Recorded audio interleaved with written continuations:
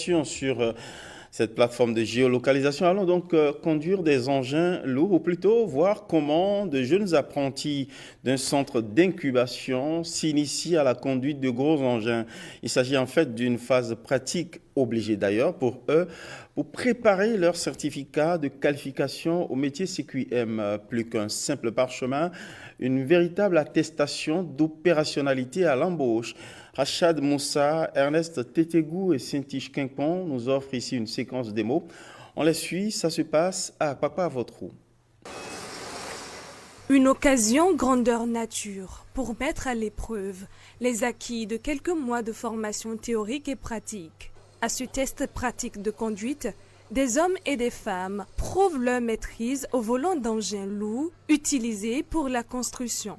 Ils sont tous détenteurs du permis de conduire de catégorie B. C'était exactement ce qu'on nous avait appris, sauf qu'une fois sur le terrain, la réalité, il faut vraiment être concentré. Ce n'est pas ce qui se passait en classe où voilà, on avait la théorie. C'était amusant en fait, mais là, sur le terrain, c'est beaucoup plus sérieux. Il faut être concentré, il faut avoir l'esprit là où vous êtes pour vraiment conduire.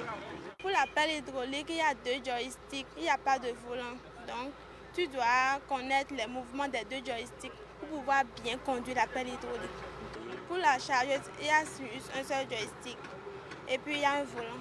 La chargeuse est plus mobile tandis que la pelle hydraulique est complexe. La chargeuse et la pelleteuse, 2 engins lourds utilisés pour des travaux de construction qui nécessitent une connaissance accrue de leur maniement. La valeur n'attend point le nombre d'années et ne dépend certainement pas du genre. Le promoteur du CFP Bénin l'a compris et attache du prix à l'approche genre dans cette formation. Toutes les fonctions qu'il faut pour qu'un conducteur puisse bien travailler sur un chantier, nous sommes dans l'obligation de leur montrer ça et cela étape par étape. Nous allons commencer par la phase théorique où nous apprenons à un élève qui ne connaît déjà rien toutes les bases. Sur la pratique, nous passons par étapes. Nous leur montrons les joysticks, l'ouverture du godet, la fermeture du godet et tout de manière synchronisée. Et après, nous passons sur des étapes comme vous voyez là, la prise de sable, le chargement d'un camion. La formation se déroule en 3 mois, la phase théorie et la phase pratique également. Et après la phase pratique, on sait que ces éléments, s'ils sortent, on a déjà de l'emploi qualifié avec un diplôme d'État en main.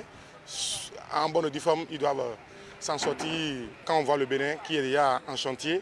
Il faudrait que la main-d'œuvre existe aussi.